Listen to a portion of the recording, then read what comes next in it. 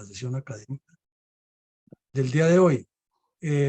Mi coronel González, ¿usted tiene algún apunte adicional para la relatoría que está haciendo o lo dejamos para la próxima? Adelante, mi coronel González.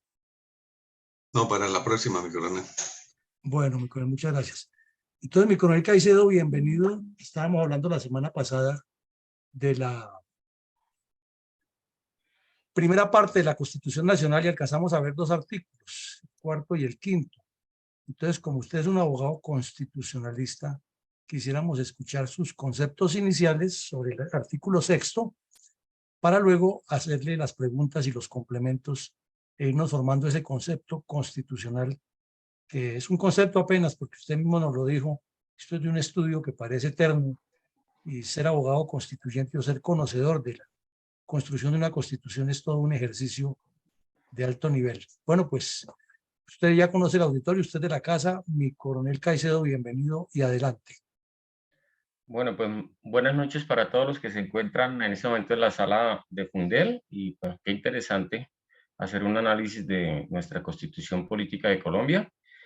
Yo empecé a participar la semana pasada por invitación de mi coronel Villamarín y de Fundel y los integrantes a hacer un análisis con miras a una posible Asamblea Nacional Constituyente en el futuro, pero para tal efecto hay que, digamos, entender medianamente lo que es la Constitución.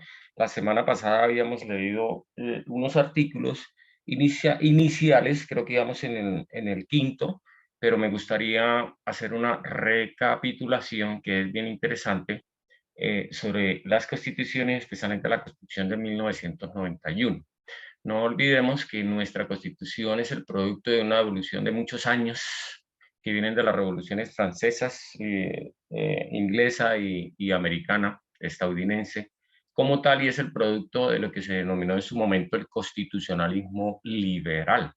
Ese constitucionalismo liberal que tiene o que sus bases están sentadas en las constituciones, en la constitución política, y un constitucionalismo liberal que se baja en dos ejes fundamentales.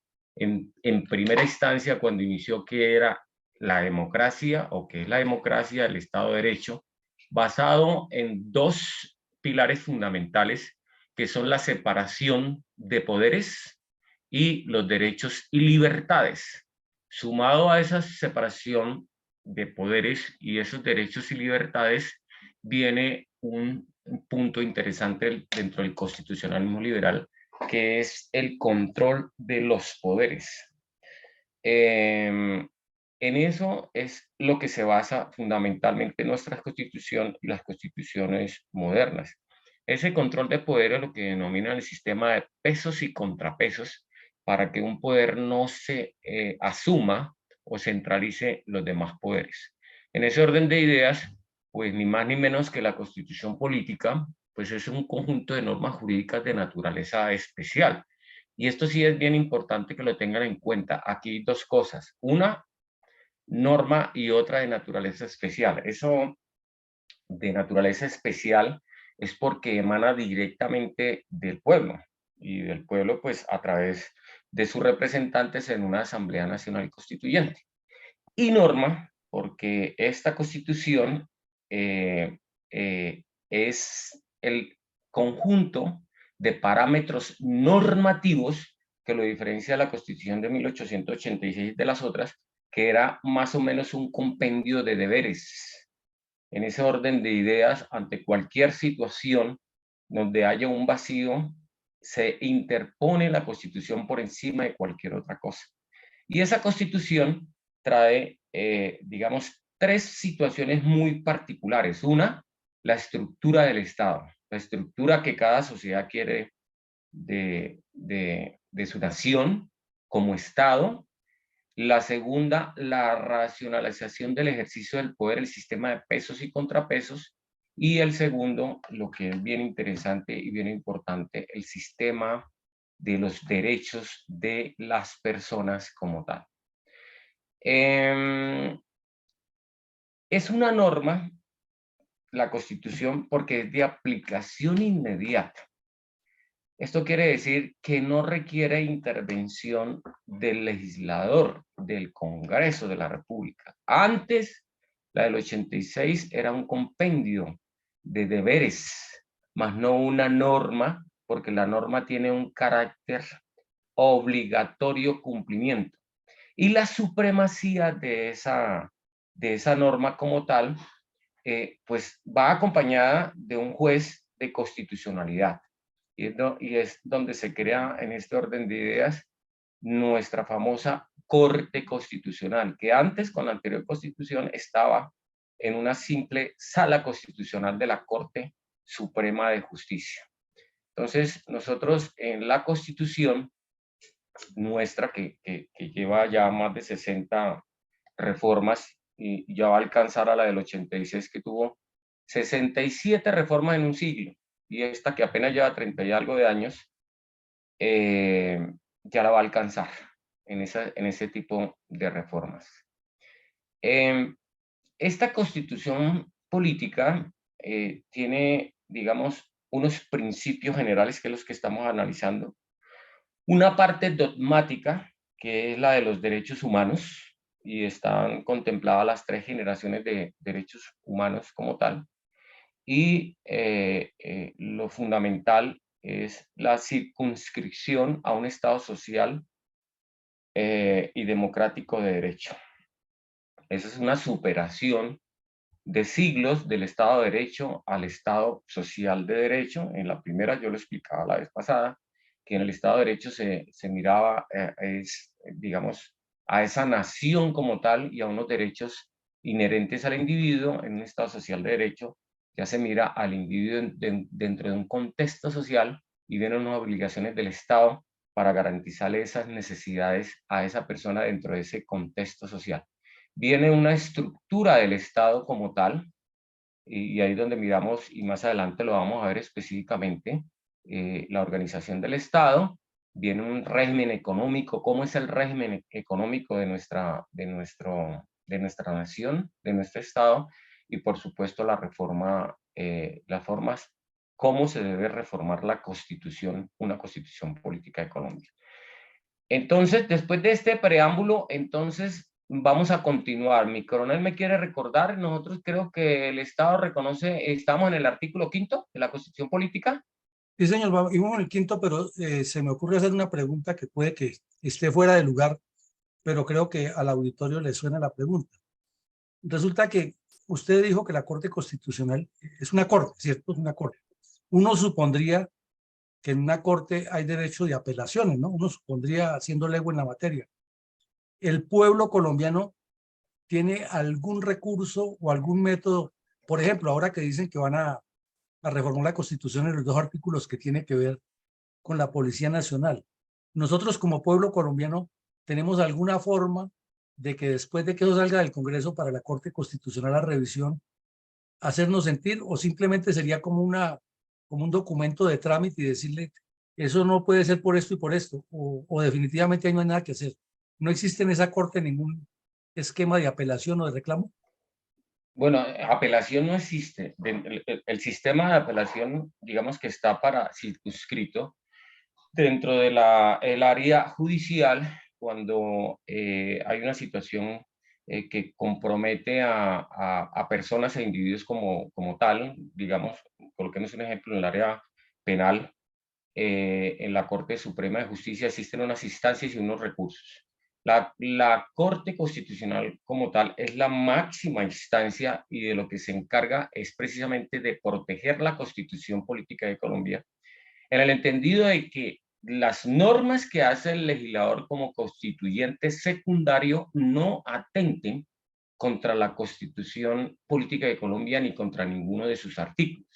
Dentro de los procesos internos que habla en el decreto de creación de la Corte Constitucional y de sus procesos, está, y de hecho lo ha hecho en muchas ocasiones, la Corte Constitucional, digamos, no solamente antes de producir sus sentencias, no solamente acude a esa jurisprudencia nacional e internacional, sino que escucha y dentro de esa escucha tiene en cuenta a las instituciones del Estado, a entidades sociales y al mismo pueblo. Entonces ha hecho y ha llegado a hacer reuniones de tipo de escucha a poblaciones específicas para poder llegar y tomar una determinación acorde para que esas leyes del Congreso del Legislador no lleguen a vulnerar la Constitución política de Colombia. Ah, bueno, no, muchas gracias, me queda claro. No sé si alguien del auditorio tiene alguna duda al respecto, porque creo que nos lo explicó muy claro aquí mi coronel Caicedo, pero es un punto esencial, porque si dijéramos no un recurso, sino como un método, un medio que todavía nos queda a los colombianos para poder patalear en caso de que se esté violando la Constitución flagrantemente. Bueno, mi coronel, entonces el artículo sexto. Pero, mi coronel, no se le olvide que hay dos Yo tengo una situaciones bien... pregunta. Perdón, yo le aclaro a mi coronel, hay dos situaciones bien interesantes. Hay una acción, que es la acción de constitucionalidad, que la puede interponer cualquier persona. De hecho, cada que sale una norma, una ley, siempre hay demandas y la puede interponer cualquier persona. Y la otra que vamos a hablar más adelante, que es el recurso de amparo creado en esta Constitución, que es la acción de tutela, pero eso ya es más específico para la vulneración de un derecho fundamental de una persona. Pero para las leyes, producto de ese constituyente secundario, está la acción de constitucionalidad. ¿Puedo preguntar? Claro, Y claro que sí, claro.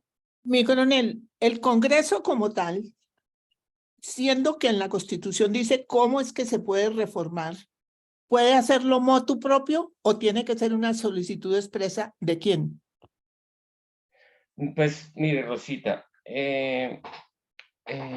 la misma Constitución y la ley que lo desarrolla establece unos parámetros de quienes pueden presentar proyectos de ley. Los proyectos de ley los pueden presentar los mismos congresistas, porque para eso fueron elegidos por el pueblo, pero también hay otras instancias como los otros organismos o los otros órganos del Estado. Y ahí está el Ejecutivo, el mismo gobierno, el presidente a través de sus ministros, está las altas cortes, están los organismos de control, y no olvidar que en esta oportunidad, como en la Constitución política trae un régimen, un sistema participativo, el pueblo colombiano dentro del censo electoral, dentro de un porcentaje, también puede presentar proyectos de ley. O sea que el Ejecutivo actual, si quiere, puede atentar contra la fuerza pública, como lo acaba de preguntar mi coronel Villamarín, con un proyecto de ley. Ellos tienen esa potestad, entonces. Por supuesto, tiene que pasar por el estudio del Congreso, ¿no? Sí, claro.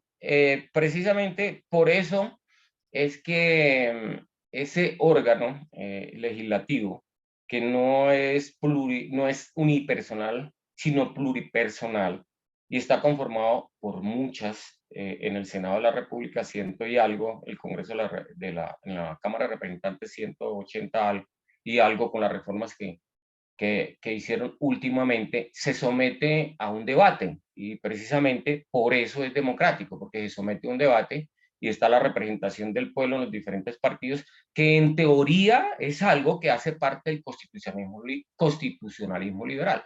Pero la efectividad depende de cada nación y depende de cada sociedad y de los principios y de los valores. Entonces, pues estamos en una sociedad en donde hay una contaminación de deshonestidad y de corrupción, pues las cosas van de la mano de lo que alguien denominó la mermelada, y bueno, digamos que hasta ahí llega esa teoría y ese principio general.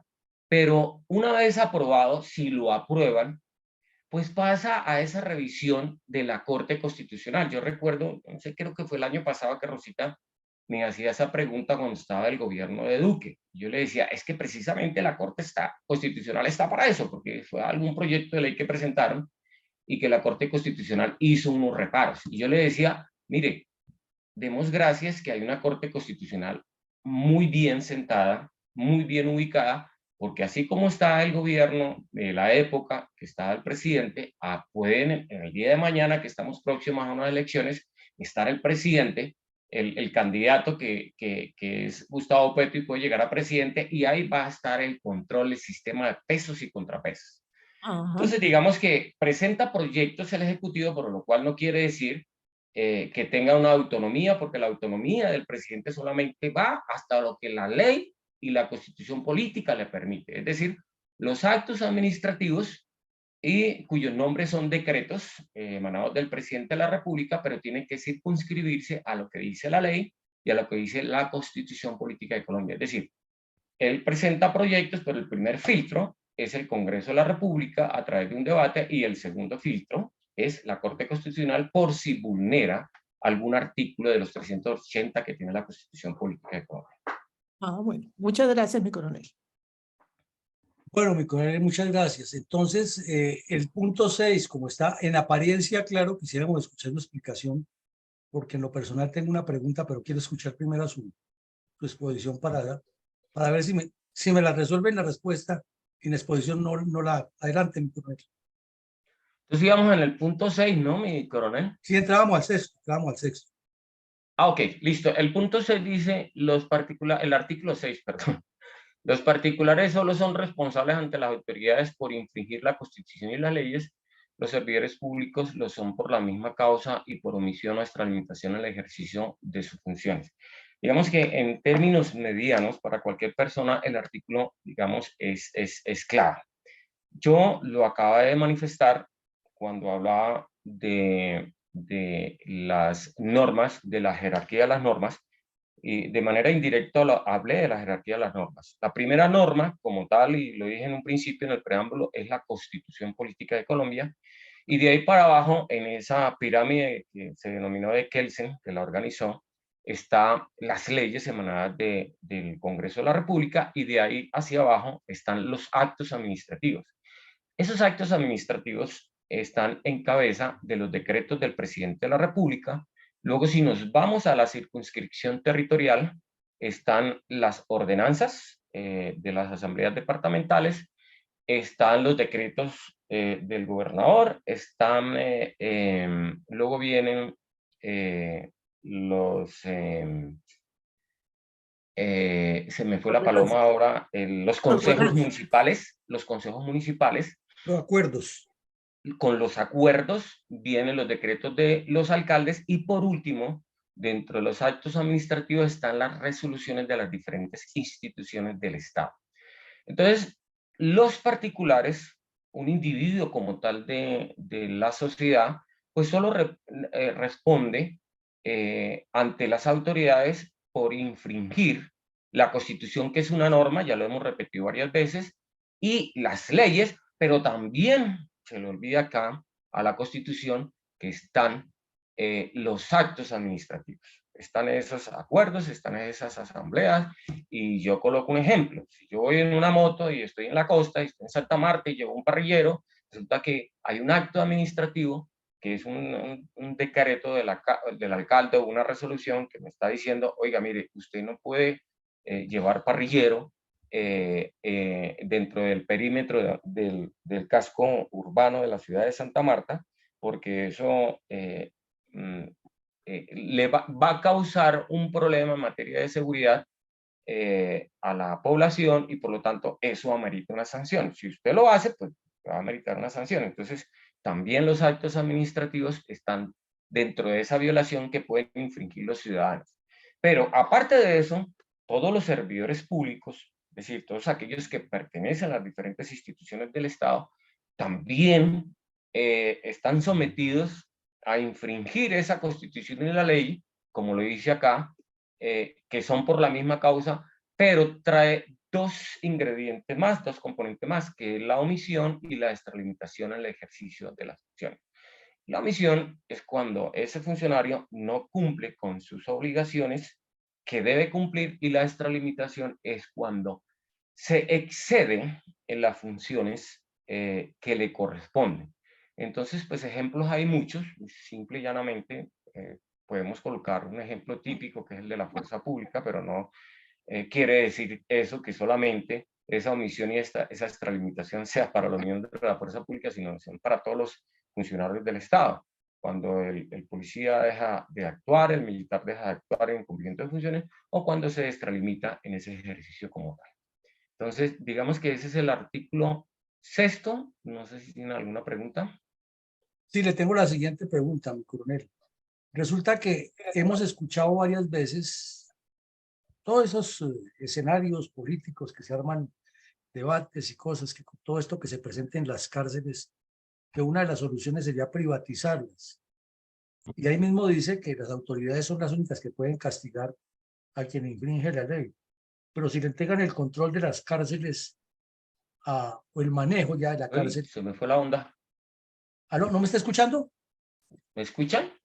Sí, yo lo escucho, yo lo escucho. ¿Usted me escucha a mí? Sí, perfecto, se Hola. está escuchando muy bien ambos. Se le escucha a ambos muy bien. Pero lo importante es que nos escuche Caicedo, ¿no? Porque a veces se bloquea así. El coronel se está Entrecortado, yo la no sé si señal. tengo problemas con el internet, ¿me escuchan? Sí, No, nosotros lo estamos es que escuchando bien. hay mucho micrófono, Fuerte, mucho video abierto. fuerte y claro se escucha. Les pido el favor a todos que cierren el micrófono y entonces así ayudamos a que la sala no se congestione. Entonces, mi coronel Caicedo, la pregunta es, con todos esos debates que se han armado con el IPEC y que la van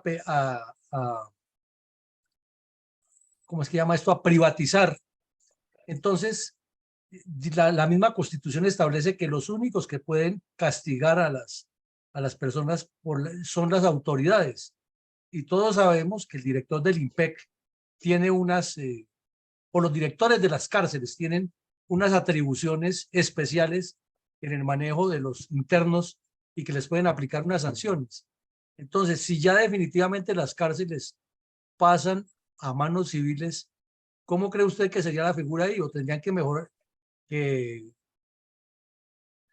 reconstruir la Constitución o con un director que la maneja los civiles, pero el director es un funcionario oficial? ¿O cómo sería eso ahí? Porque me queda esa duda, se formaría una laguna. ¿Usted cómo lo ve? Pues mi coronel, es que mire, vea, no, es que eso no es nuevo. Usted que vivió en Estados Unidos sabe que en Estados Unidos, en los diferentes estados, quien regula y controla a los internos que están pagando sus penas en las diferentes cárceles son empresas privadas como tal. Pues que eso no lo trae, digamos, específicamente, sino la ley. Y lo que hay que hacer es reformar esa ley. Y el control pasaría a parte de esas empresas privadas como tal, pero ese control de esas empresas privadas estaría a cargo, supongo yo, dentro del proyecto que está del Ministerio de Justicia como tal. Y de ahí en adelante, entonces, las responsabilidades que tengan las personas que están a cargo tienen que ser muy puntuales y muy específicas en ese sentido. Es decir, la mayoría de los países latinoamericanos tienen un sistema de ejecución o de control por parte de las instituciones del Estado, pero hay muchos países que los tienen las empresas privadas. Ya, gracias, mi coronel, entendí. Mi coronel Gregorio García levantó la mano. Adelante, mi coronel García. Gracias. Buenas noches, señora Rosita, mi coronel Luis Alberto Villamedín y mi coronel Caicedo. Es una pregunta técnica, es un tecnicismo que no lo tengo claro. Si la Corte Constitucional tiene esa autonomía, ¿depende de la Corte Suprema o es un ente Yo paralelo e igual a la no Corte estoy Suprema? escuchando bien, ¿será? ¿Ahora sí me escucha? Hable un poco más fuerte, mi coronel. No escuché Listo. sino Corte Suprema nada más. No, la pregunta es, ¿la Corte Constitucional es un ente que está a la altura de la misma de la Corte Suprema? ¿Depende de la Corte Suprema o esa parte? Gracias.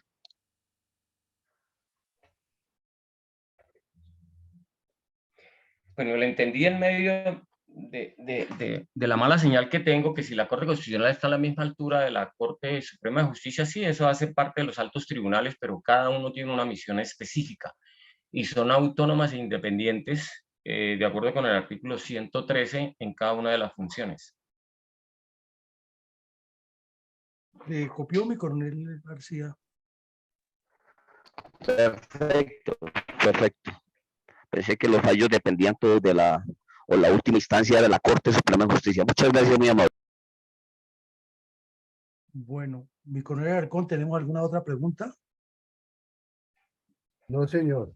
No tenemos preguntas por el momento. Más preguntas. Bueno, entonces mi coronel Caicedo, si es tan amable y nos ayuda con la séptima, que parece muy fácil de entender, pero usted sí nos puede establecer bien la diferencia en qué es diversidad étnica y qué es diversidad cultural y qué es nación.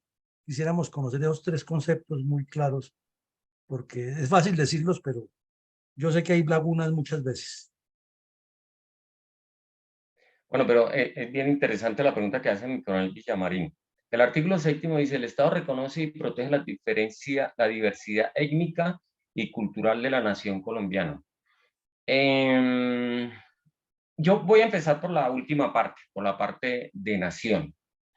Yo recuerdo cuando estábamos estudiando, y eso se encuentra en un libro de Alfonso López Michelsen que se llama El Estado Fuerte, que dice que los colombianos formamos un Estado sin una nación. Es decir, hay una gran diferencia entre lo que es una nación y lo que es un Estado. La vez pasada nosotros hablábamos del Estado como ese aparato institucional con poder político soberano. Es decir, son las instituciones en la cual están sentados personas que representan al pueblo colombiano para poder establecer y llevar a cabo una democracia. La nación es esa sociedad que tiene unas cualidades muy particulares y que lo llevan a ser fuerte ante las demás naciones. Una identidad cultural, un mismo idioma, un sentido alto de pertenencia. Y en eso era que hablaba López Michelsen en el libro El Estado Fuerte, que nosotros no tenemos ese sentido de pertenencia como nación, que se formó primero un Estado sin haberse formado esa nación. Contrario censo lo hizo Estados Unidos, porque su forma de convertirse en república fue muy diferente a la de los colombianos. Digamos que nosotros tenemos y estamos consensuando hasta ahora ese sentido de pertenencia, y muy jocosamente alguien lo decía, que tenemos el sentido de pertenencia cuando juega la selección colombiana.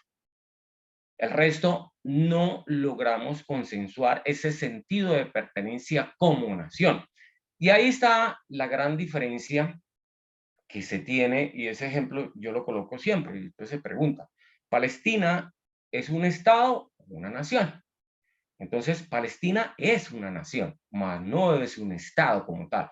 Porque es que si nosotros miramos, o sea, nación sí lo es, porque el sentido de pertenencia que ellos tienen es muy fuerte. Una misma identidad cultural, la religión, etcétera, etcétera.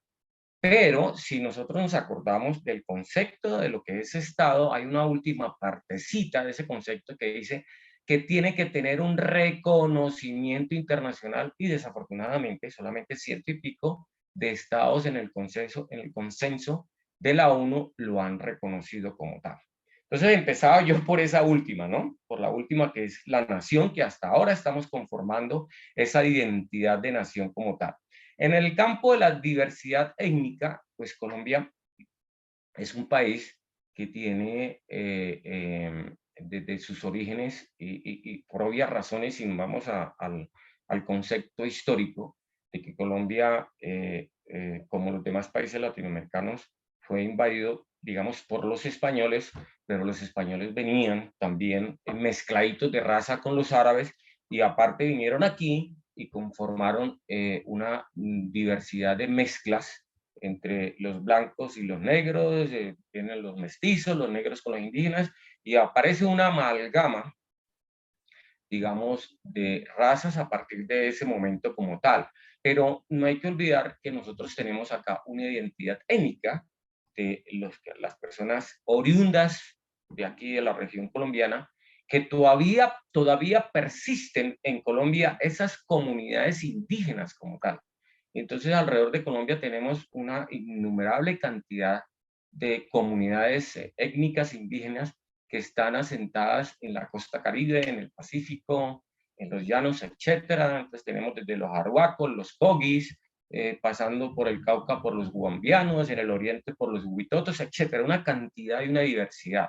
Pero asimismo, como lo decía, a partir de esa amalgama de cruces de razas, entonces tenemos una diversidad cultural, ¿no? Porque tenemos los afrodescendientes, las comunidades raizales, los mestizos con su diferente variedad cultural que tenemos. Una cosa es la costa, una cosa es lo que es el altiplano cundiboyacense, y así sucesivamente con el extremo en el sur del país, con la gente de la región de Nariño.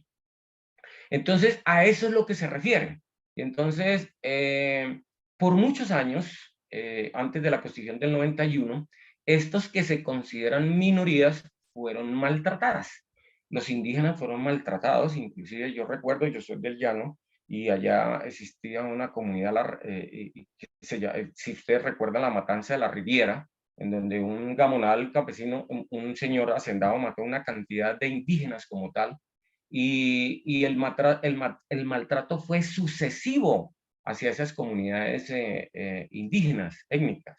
Y así también con esas afrodescendientes que fueron maltratados por muchísimos años. Entonces, estas minorías tienen una protección específica y especial dentro de la Constitución Política de Colombia. Por eso es que se denomina la Constitución de las Minorías.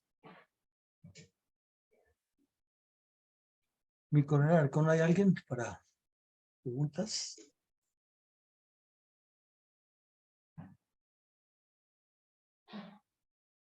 Bueno, parece que no. Por el momento no hay todavía preguntas en el auditorio. Bueno, mi coronel Caicedo, sigamos entonces con la octava. Bueno, no hay que olvidar que estamos en el primer capítulo, que es de los principios fundamentales, ¿no? De los principios fundamentales, y vamos para el número 8. Es obligación del Estado y de las personas proteger las riquezas culturales y naturales de la nación. Pues que ese es un principio general, pero que, digamos, eso se queda en letra muerta, porque esas riquezas culturales, digamos, que en teoría se protegen, pero hay muchas personas que están destruyendo esas riquezas culturales y naturales de la nación, empezando por los narcotraficantes, que están destruyendo selvas completas, están destruyendo asentamientos culturales para sembrar la droga.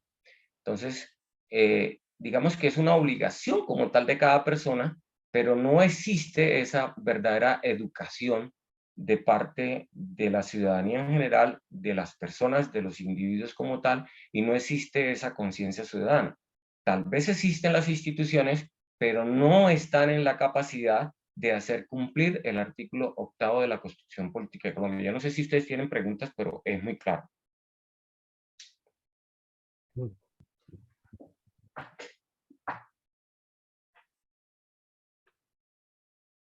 Sí, pues es muy claro, pero entonces pasemos al artículo 9. Está mi coronel Pachón, que levantó la mano. Ah, sí, no me he dado cuenta. Perdón, entonces démosle la palabra a mi coronel Pachón. Muchas gracias, don Eugenio, coronel Villamarín, y al coronel Caicedo, por la claridad que está haciendo sobre estos aspectos. Pues dentro de los descuidos que tenemos nosotros los colombianos ha sido la destrucción del medio ambiente en general, que ha sido una cuestión en un principio por falta de educación de pronto, porque lo teníamos todo en épocas, digo yo, por ahí del 60, 70, pues normalmente el agua siempre era limpia, y a medida que fueron creciendo las poblaciones, pues se fue contaminando específicamente el medio ambiente, agua.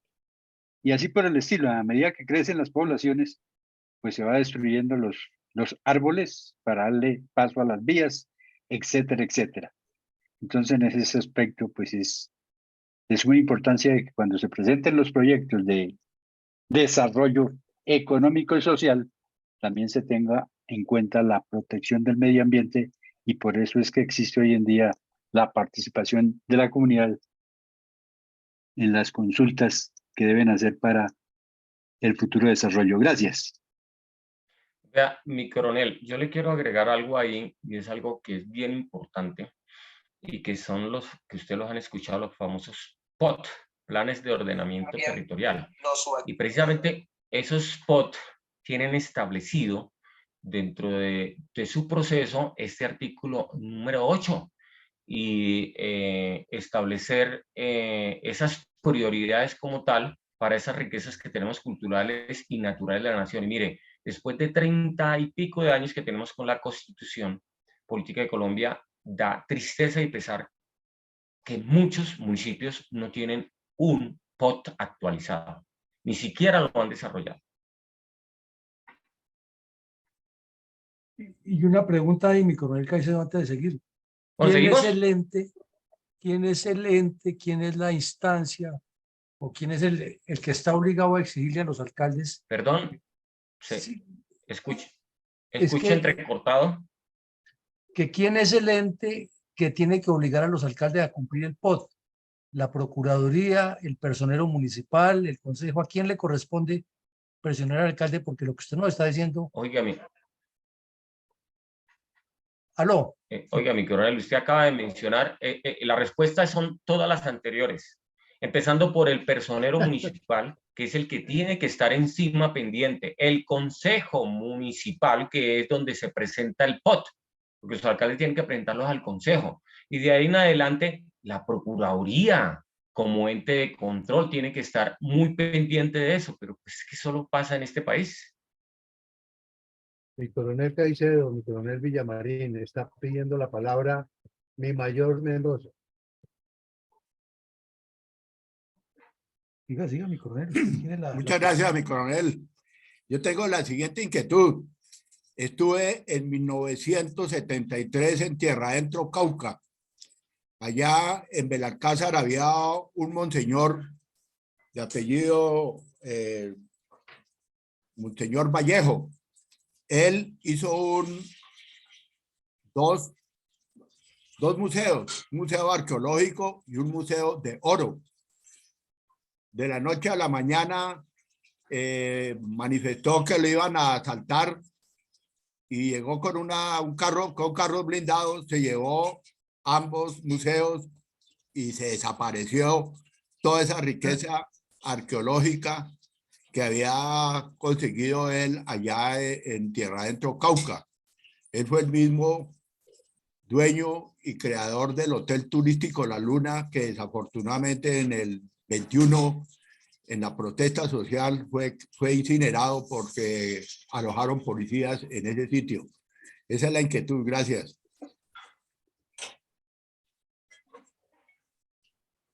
Sí, pues eso suele suceder muy a menudo. No solamente el hurto ha sido de los colombianos, sino de los extranjeros. Podemos ver lo que llevaron los españoles y otros estados, y que desafortunadamente hoy en día se está recuperando. Y otra persona que ha levantado la mano, mi coronel Fuentes, perdón. Adelante, por favor. Sí, mi coronel, ¿me escuchan, por favor? Buenas noches. Perfectamente bien, adelante, mi coronel. Gracias, mi coronel Alarcón, muy buenas noches para Sí, todos. le escucho un poquito entrecortado, pero sí, mi coronel, adelante. Ok, mi coronel, muchas gracias. Con el plan de ordenamiento territorial, como usted lo indicó,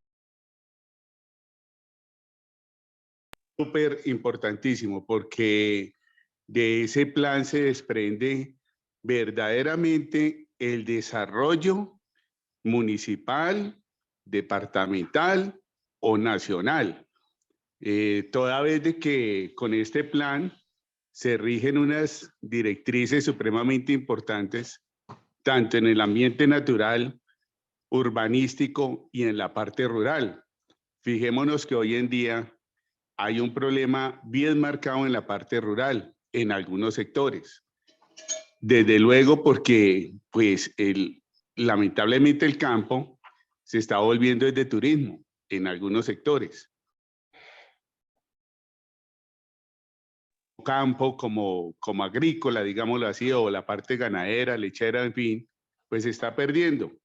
Y eso es por falta de control, precisamente muchas veces por las secretarías de planeación, urbanismo y demás, porque no atienden a los planes de ordenamiento territorial.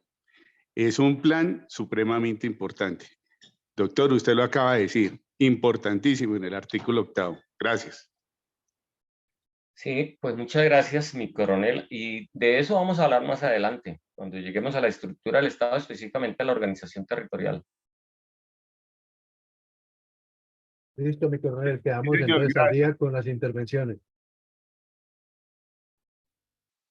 Mi coronel Villamarín, adelante. No, claro, entonces mi coronel Caicedo, ya pues llegamos al artículo 9, que me imagino que sí va a tener más preguntas. Entonces, comencemos nuevamente por recordar qué es soberanía nacional, autodeterminación de los pueblos y reconocimiento de los principios del derecho internacional aceptados por Colombia. Porque ahí surgen pues un montón de dudas respecto a los tratados que ha firmado Colombia, de las entidades multilaterales que hace parte, etcétera. Y quizás usted nos pueda aquí dar más luces para tener más claridad al respecto. Bueno, el artículo 9 dice: las relaciones exteriores del Estado se fundamentan en la soberanía nacional, en el respeto a la autodeterminación de los pueblos y en el reconocimiento de los principios del derecho internacional aceptados por Colombia. De igual manera, la política exterior de Colombia se orientará hacia la integración latinoamericana y el Caribe. La primera acápite, la primera parte dice, digamos que es clara, pero hay que hacer, digamos, algunas precisiones al respecto. Entonces, las relaciones exteriores del Estado se fundamentan en la soberanía nacional. Yo voy aquí a adelantarme a un artículo que vamos a ver en la parte de lo que es la rama ejecutiva, y es en el artículo 150, de las funciones del presidente de la República. Y ahí específicamente habla de que el presidente de la República es jefe de Estado, jefe de gobierno y suprema autoridad administrativa, que algunos han confundido, y hasta el mismo presidente que tenemos actualmente lo confundió cuando le estaba dando órdenes al fiscal general y enunciaba la palabra jefe de Estado.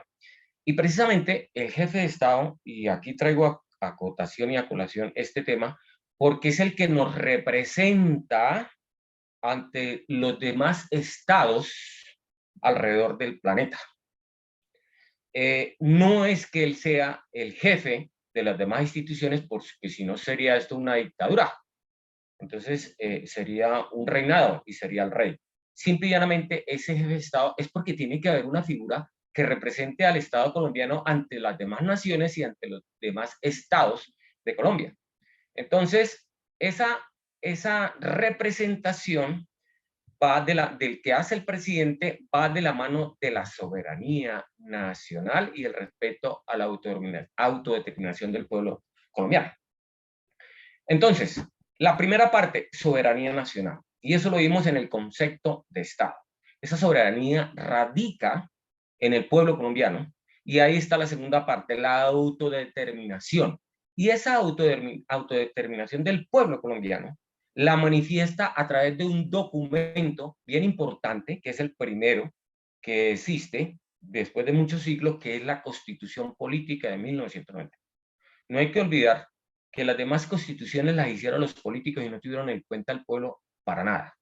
Entonces, esa autodeterminación se ve reflejada en una constitución política, y una constitución política que va de la mano de un sistema, de un Estado social y democrático de derecho que tiene una autonomía de órganos del poder público, que son autónomos e independientes, pero que tienen una relación armónica.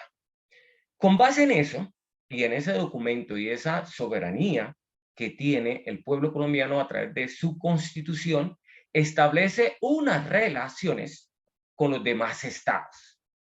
Entonces ahí es donde el presidente de Colombia, dentro de nuestro sistema de régimen presidencial, tiene unas limitaciones, que él no puede hacer lo que se le dé la gana. Él tiene que circunscribirse a lo que está en la Constitución Política de Colombia, pero además a unos tratados internacionales que como representante del Estado colombiano y jefe del Ejecutivo las hace porque esa misma constitución política, que es la autodeterminación del pueblo colombiano, le otorga esas facultades. Pero ojo, como es un sistema democrático, está sometido a que el Congreso de la República le avale ese compromiso que ha hecho de manera internacional. Y si nos vamos a los temas de los derechos humanos, esos derechos humanos, como están bien circunscritos en la Constitución política, después de que se hagan esos tratados internacionales, pasan a ser parte del bloque de constitucionalidad. ¿Qué significa eso? Que van a ser parte de la Constitución política de Colombia. Y en la última parte establece una capitel pequeñito que, bueno, que tiene que haber una integración latinoamericana y del Caribe, obviamente por pertenecer y tener unos rasgos característicos con unos países que fueron, que tienen el mismo idioma, el 90%, que tienen unas mismas características, que tienen un mismo seno de madre patria, que es España, etcétera. Por eso es que se coloca, y para impulsar en otros términos temas tan importantes como la economía a nivel de bloque latinoamericano. Entonces, digamos que eso es lo que representa el artículo 9 de la Constitución Política de Colombia. Bueno, perfecto, mi coronel Caicedo. Entonces, aquí, por ejemplo, surge varias cosas. Nos han explicado los especialistas que han venido que Colombia no es firmante de la Convención del Mar y que por esa razón parte del fallo de la Haya no es correcto porque le aplican a Colombia unas normas que son únicamente para los firmantes de la Convención del Mar. Entonces, dan un poco de opciones y dicen el primer paso es que Colombia desconozca el fallo porque no hay forma de obligarlo a pesar de que existe la norma internacional para hacerlo, pero tendría que ser una decisión del Consejo de Seguridad de la ONU. Ya no van a poner de acuerdo nunca. Entonces, la Cancillería, ¿qué es lo que debe hacer ante el Congreso de la República? No para decir que hagamos un nuevo tratado de límites con Nicaragua, sino cómo debe argumentar eso, o es el Congreso el que tiene que manifestarse, o a quién le corresponde manifestarse de que Colombia definitivamente no va a cumplir el fallo, con base en lo que dice la Constitución. Pues mire, mi coronel, cuando estaba el gobierno de Santos, ¿se acuerda del primer fallo? La Corte Constitucional que se manifestó a ese respecto y el presidente lo manifestó y lo dijo claramente, es que esa partecita no está establecida en la Constitución Política de Colombia porque Colombia tiene establecidos sus límites, particularmente dentro de ese contexto, de esa carta política como tal. Y por eso yo les manifestaba, está dentro de la autodeterminación del pueblo colombiano, dice de los pueblos, pero es del pueblo colombiano, y eso está circunscrito a una constitución política de Colombia. Y lo dice abajo, de acuerdo con los principios del derecho internacional aceptados por Colombia, que en primera instancia son aceptados por el presidente de la República, pero, ojo, ratificados por el Congreso de la República a través de la ley para que se hagan efectivos.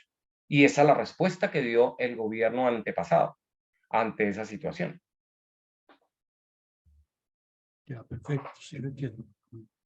Mi coronel Alarcón, ¿hay alguna pregunta de los asistentes?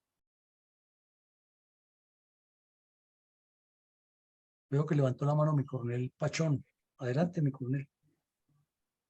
Sí, coronel Caicedo, es lo siguiente, es que una de las cosas que ha causado un poco de escozor en términos boyacenses es la razón frente a los fallos de la Procuraduría sancionando a funcionarios de elección popular, atendiendo la situación de que el tratado que existe no permite que los funcionarios de elección popular no sean sancionados sino por jueces.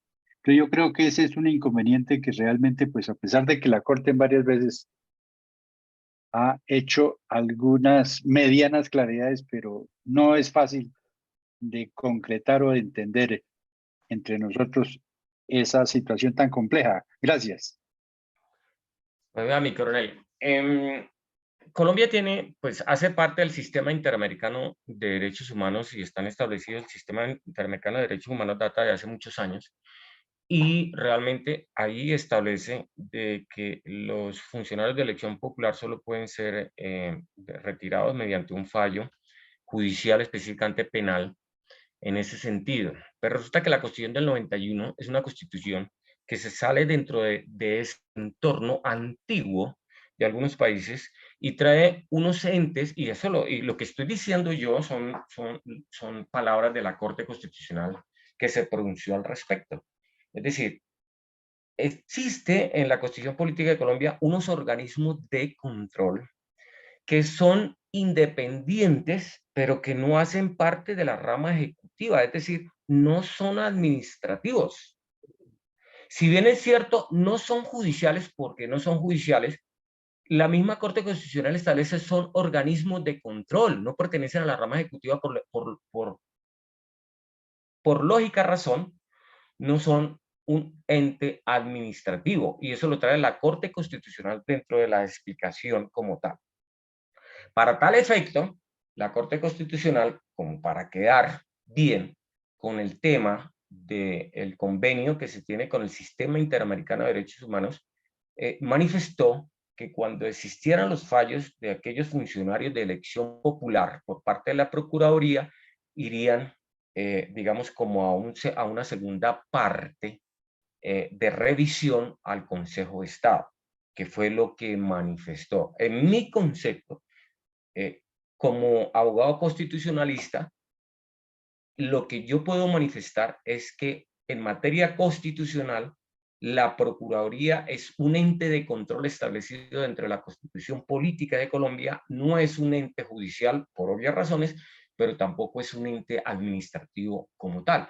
Sus fallos, obviamente, se hacen a través de las resoluciones que emite la Procuraduría, que son fallos en materia de órgano de control.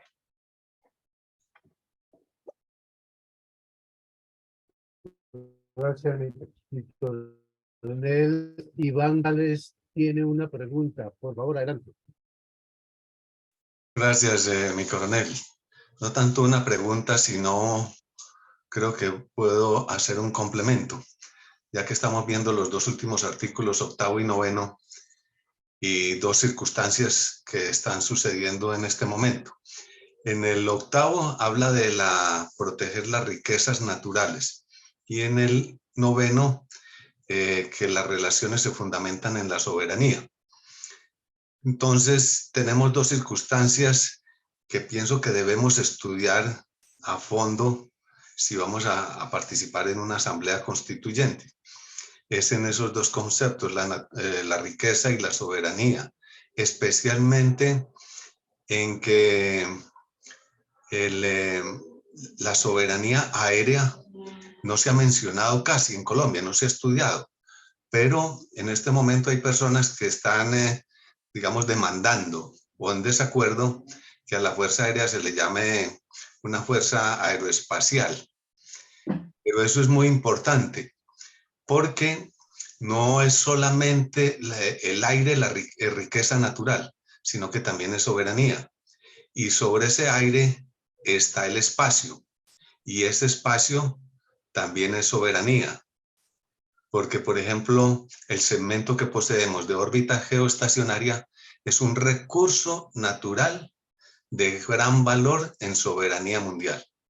Entonces, mi propósito es recomendar que se estudien esos dos conceptos, especialmente en el campo aéreo y espacial. Gracias, mi coronel. Gracias, mi coronel. Antes de darle la palabra a mi coronel Gregorio García, voy a dar lectura a un aporte que está en el chat que dice lo siguiente, mi mayor Mendoza. Ante este artículo 9, ¿qué incidencias provienen del Foro de Sao Paulo y el Grupo de Puebla? Mi coronel Caicedo, adelante. ¿Me repite qué? ¿Qué ¿Me repite mi coronel?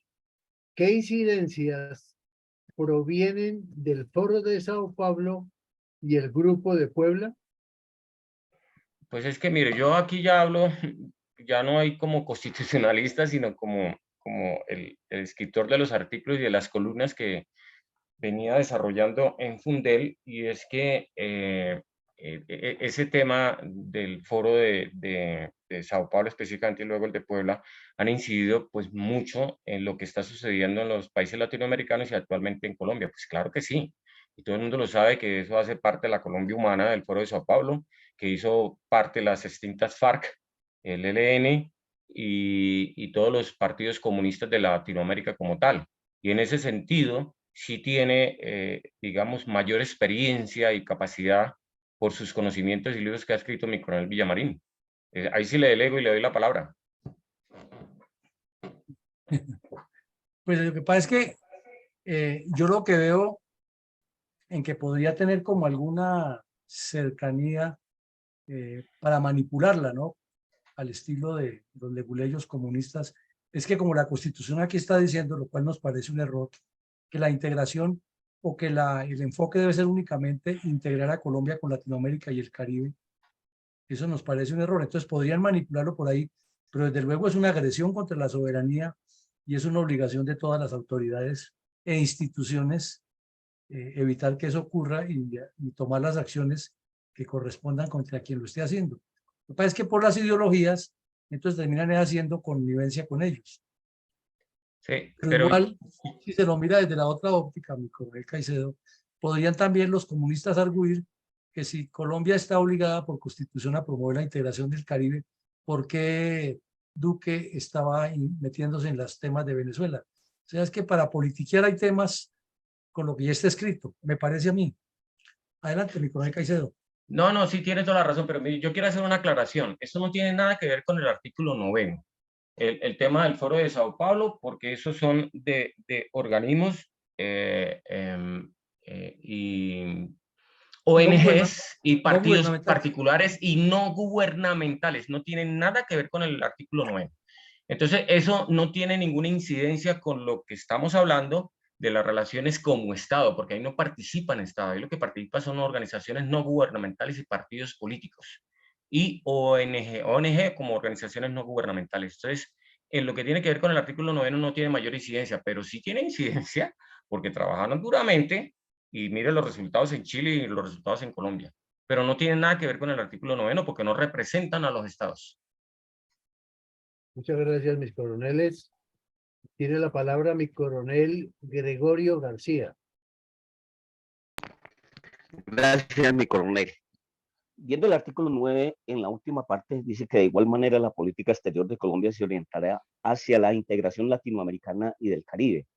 Para mí es una taxatividad que tiene esta parte de este artículo. O sea que ellos tendrían prioridad sobre cualquier integración, ya sea con Norteamérica, los países europeos, los asiáticos o los insulares, o hay un articulado referente a este, o hay otra ampliación a este artículo. Muchas gracias.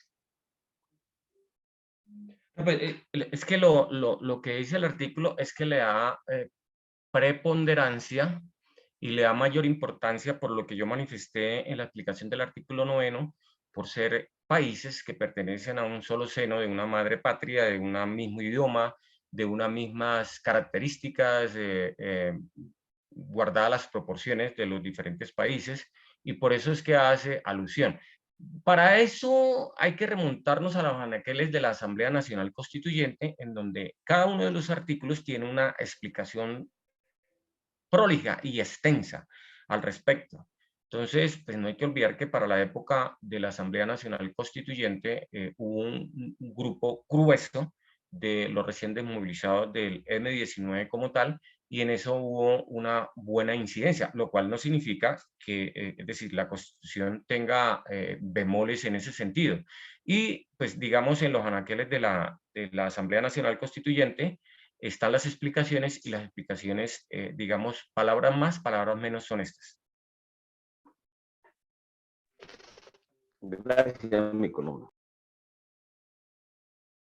Yo tengo otra pregunta y mi coronel Caicedo.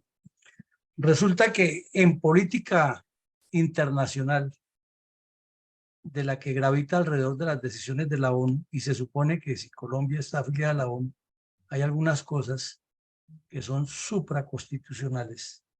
Entiendo yo, por ejemplo, en el campo del derecho, de los tratados internacionales con temas de justicia, etcétera. Pero resulta que la misma ONU ya desde hace como unos 10, 15 años viene dándole mucho posicionamiento a las ONGs. Inclusive en las universidades, usted lo sabe, ya se está enseñando que la gobernanza es permanente en interacción del gobernante con organizaciones sociales. Y al mirar los estatutos de cualquier organización social por norma internacional, puede tener dentro y fuera del país y no se le puede prohibir eso, solo que cumpla con las normas fiscales y sobre todo con las normas penales de cada país. Pero de resto puede tener ramificaciones donde quiera y son ONGs. Y a las ONGs les han venido dando un peso específico. Entonces, en ese sentido, usted lo explicó muy taxativamente que no está en el artículo 9, pero al estar ya la ONU validándolo, ¿qué incidencia tendría en nuestra Constitución que después aparezcan estos personajes con alguna leguleyada diciendo que el Foro de Sao Paulo sí puede incidir, habida cuenta de que Colombia dice que es integración latinoamericana del Caribe y que ellos son una ONG que supuestamente están moviendo la integración? ¿Cómo interpretaría usted eso ahí a la luz de lo que tenemos y a la luz de lo que está ocurriendo en el mundo? Pues es que usted ha dicho una palabra muy precisa y eso se llama leguleyada. Leguleyada es cuando no se contextualiza dentro de dentro de lo taxativo de la norma como tal. Y es que la norma aquí está hablando de unas, digamos, soberanía nacional, de un respeto a la autodeterminación de los pueblos colombianos, pero también dentro de esa autodeterminación está hablando de una constitución política de Colombia y está hablando de un Estado representado a través de un presidente que tiene unos límites como tal. Todavía no hemos llegado allá y el artículo 9 no le da cabida a eso como tal, porque son principios de Estado a Estado. O sea, perdón, son relaciones y convenios de Estado a Estado, no de Estado con ONG, organizaciones no gubernamentales como tal, sino de Estado a Estado, lo que estipula el artículo 9. Y los ejemplos pues son muy claros, que vienen desde el año, inclusive desde antes de la Constitución del 91. Perfecto, muchas gracias.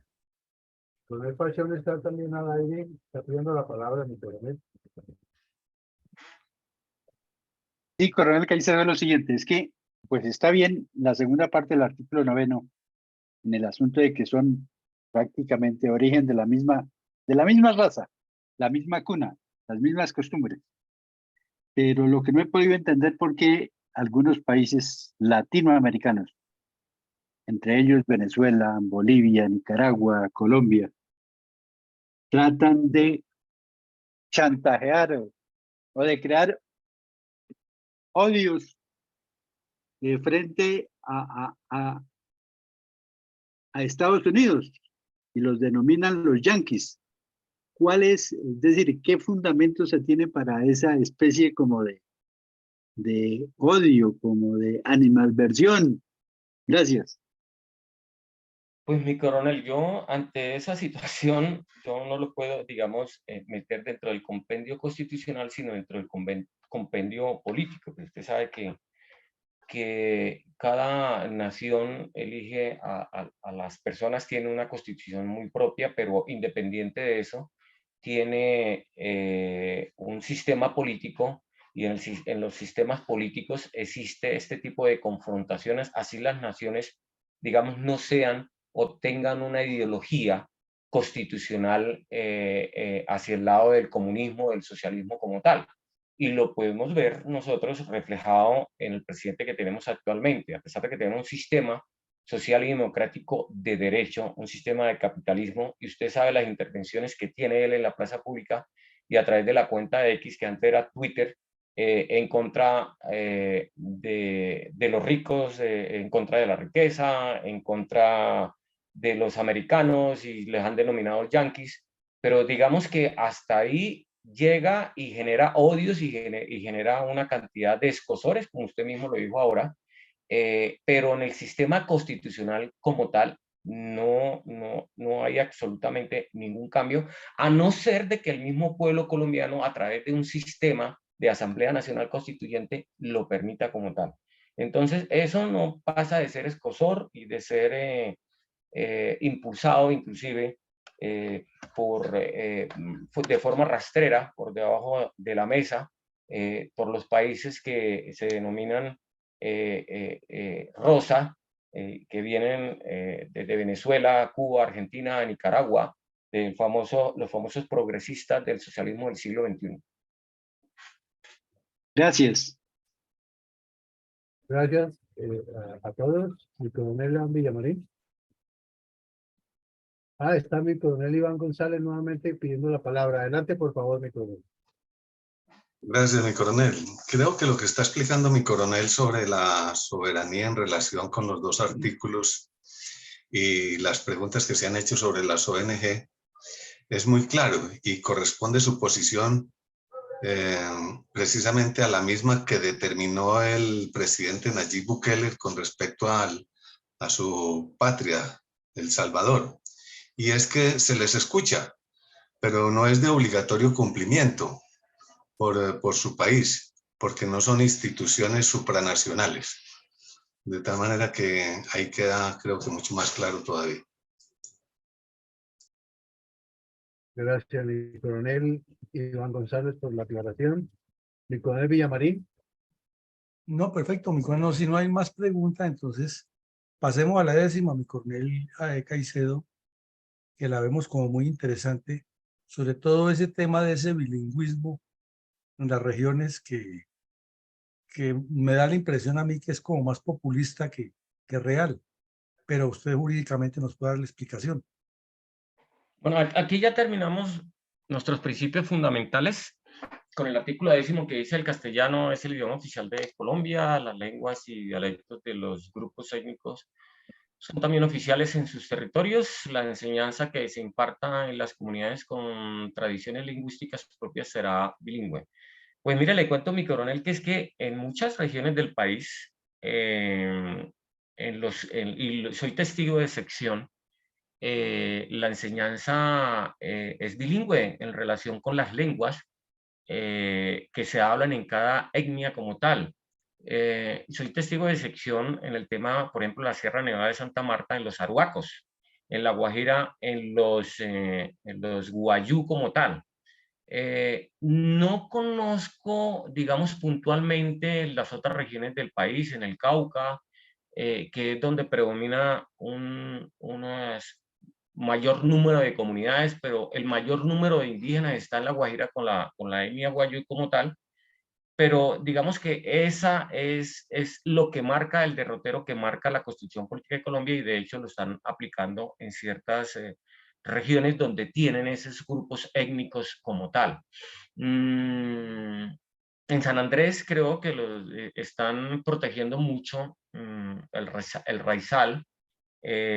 También tenemos otro ejemplo como tal.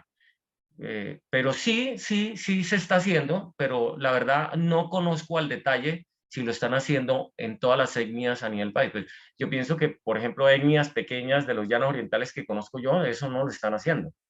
Pero sí en muchas y las más grandes lo están desarrollando como tal, porque es que nosotros tenemos una variedad de lenguas que pertenecen a las diferentes etnias en las diferentes regiones, porque en eso sí somos amplios, en esa variedad pluriétnica como tal. Muchas gracias, coronel Caicedo. No sé si mi colega Alarcón tengan alguna persona preguntas.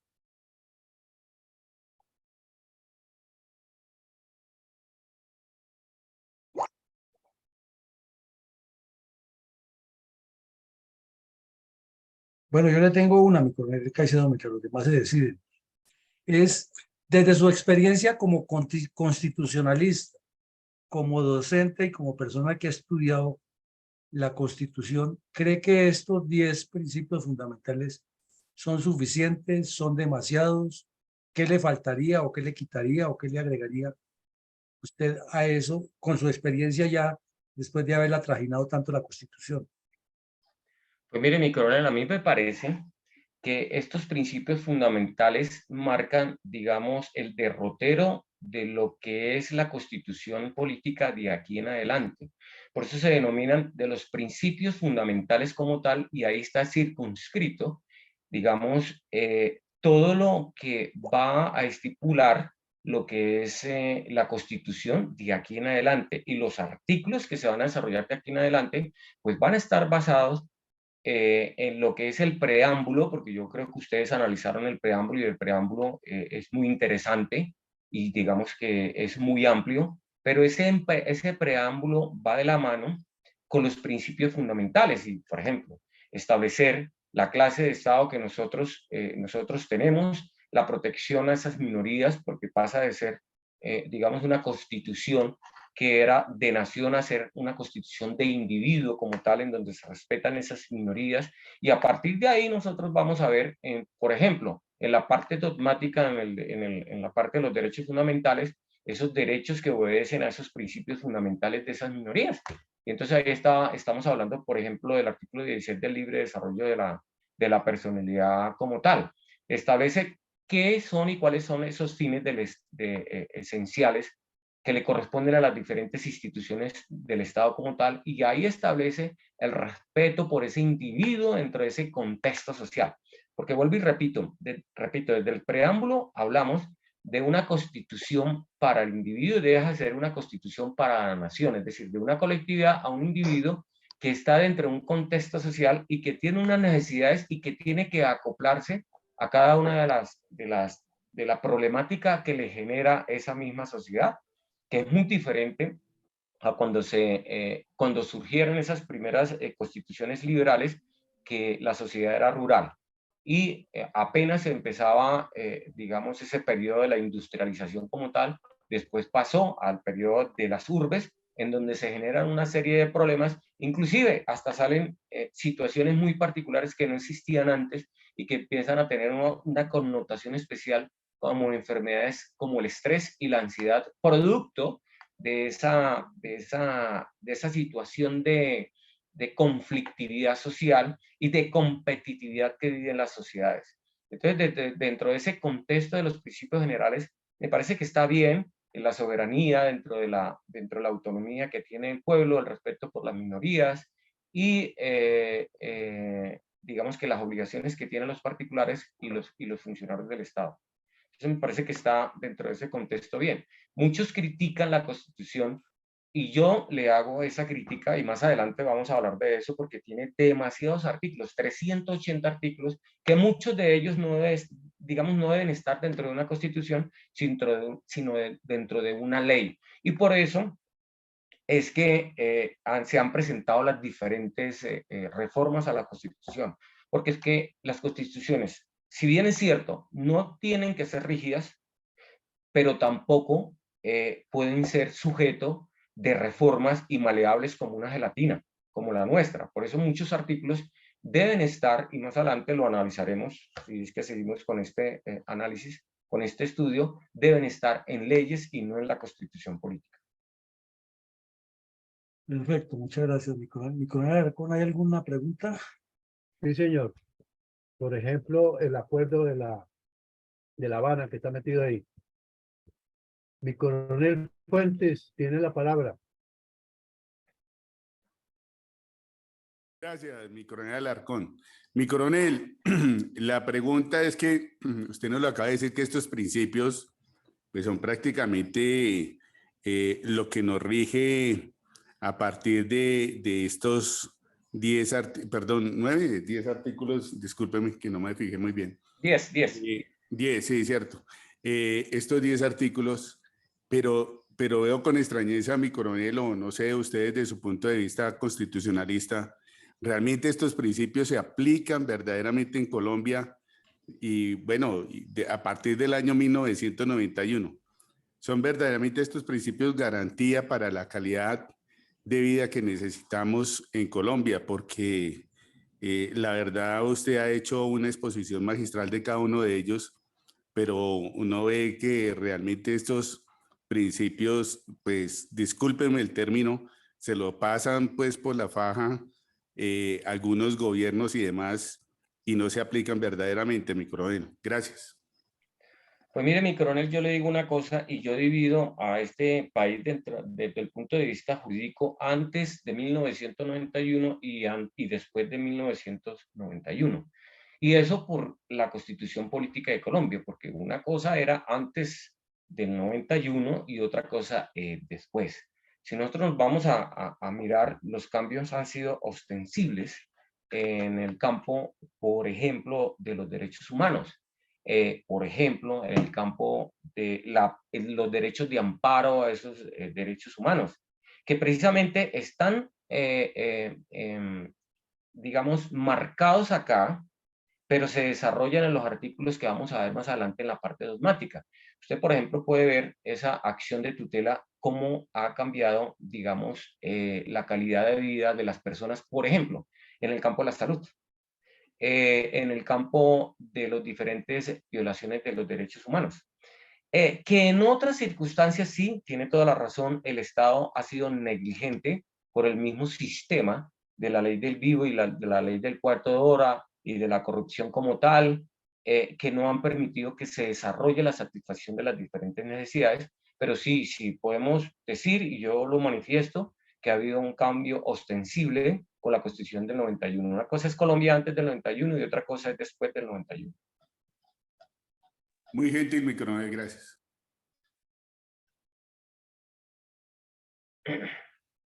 Bueno, mi coronel Caicedo, mientras se deciden, yo sigo como Juanito Preguntón. Aquí veo otra cosa. Veo otra cosa. Es que dice, y me llama la atención esto, que la Constitución en su preámbulo, que ya es el preámbulo, entiendo yo que aunque no está taxativamente en un artículo, el preámbulo es de obligatorio cumplimiento porque es la filosofía general del documento, de la carta, del acuerdo, dijéramos. Dice que es obligación asegurar, y esa es la palabra que me llama la atención, a todos los colombianos, o sea, a los integrantes, el trabajo. Pero resulta que nosotros vemos que desde que se publicó esta constitución, el señor Gaviria en el año 91, hasta hoy, las cifras de desempleo en Colombia siempre han sido del 10% para arriba, que se inventan un poco de figuras enredadas, que el cuento de que bajó y después dicen que no, que era con empleo informal y que no sé qué. Lo cierto es que hay una gran cantidad. Y para mí, que soy lego en la materia, eso sería violar la Constitución. ¿Es así o estoy equivocado? Pues mire, mi coronel, la obligación de las instituciones como tal, y es decir, el Estado, y específicamente dentro de esos órganos del poder público hay uno que es el que le corresponde manejar toda la actividad administrativa, que es la rama ejecutiva. Encabeza el presidente de la República en el Estado, en la nación como tal, y encabeza a los gobernadores y alcaldes en los diferentes departamentos. En las diferentes sentencias de la Corte Constitucional relacionadas con este tema, manifiestan que digamos, esa obligación de esa rama ejecutiva, de ese manejo administrativo, es generar las fuentes, y esa es la obligación. No dar empleo, es generar las fuentes para que haya trabajo. Y ese es el tema bien interesante que mucho más adelante lo vamos a ver, que es que la misma Constitución establece el sistema de economía social de mercado, es decir, entre comillas, el capitalismo. Es decir, lo que tiene que trabajar es con las diferentes empresas, con el sector privado, porque es que el Estado no se puede convertir en un ente que genera empleos, porque eso está mandado a recoger y eso hace parte del pasado. El Estado, el ente de la rama ejecutiva, lo que tiene es que hacer todas las veces posibles, y lo ha hecho la Corte Constitucional, es coordinar con el sector privado para generar esa serie de empleos. Por eso el señor Petro no la tiene tan fácil, porque es que la Constitución política se lo está marcando. Y él quiere estatizar el Estado, y es decir, volver al Estado un empleador como tal, y eso no es factible de acuerdo con la Constitución. Esas leyes, si se las aprueban en el Congreso, van a llegar a la Corte Constitucional y van a tener ciertas limitaciones y se las van a coartar.